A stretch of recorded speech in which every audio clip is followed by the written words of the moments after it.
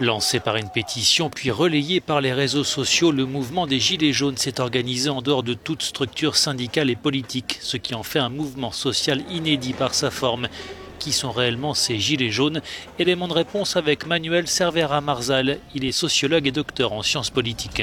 Les premières informations qu'on a, qu'il faut prendre avec des pincettes, mais qui nous parviennent grâce à des sociologues qui sont allés sur le terrain pour faire passer quelques questionnaires ou pour sonder un petit peu les personnes, montrent qu'on est face à un mouvement dont la composition sociologique est extrêmement hétéroclite. Après, on peut quand même donner des informations générales qui sont que sociologiquement, il s'agit plutôt de classes intermédiaires ou de classes populaires. Et deuxième élément important, c'est que c'est quand même en grande majorité des personnes qui vivent dans le rural ou dans le périurbain et donc qui avaient déjà été touchées par la mesure restreignant la vitesse à 80 km/h et qui là sont à nouveau touchés par la hausse à venir de la taxe sur le gasoil. Donc c'est quand même ça le profil, plutôt en bas de la société française et bien sûr des automobilistes, même si en fait on se rend compte qu'avec 2-3 semaines de recul maintenant s'agrègent au mouvement des personnes qui n'ont pas forcément de voiture mais qui se sentent concernées par les revendications.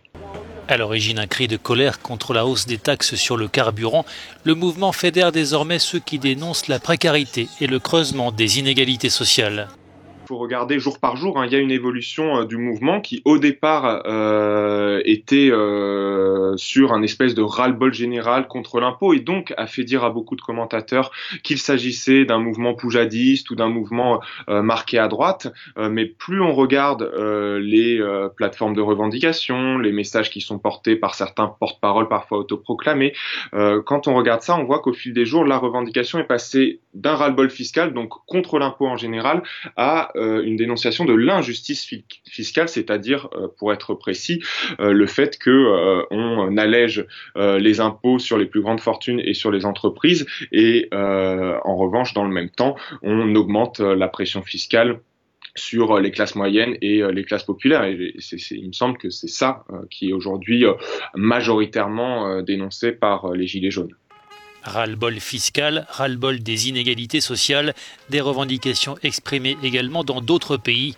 Le mouvement peut-il faire tache d'huile en Europe? Oui. D'ailleurs, on a vu des gilets jaunes ces derniers jours aux Pays-Bas, en Belgique également, en Espagne quelques-uns, peut-être ailleurs, j'ai pas regardé partout, mais ce qui est certain, c'est que ça circule beaucoup par les images.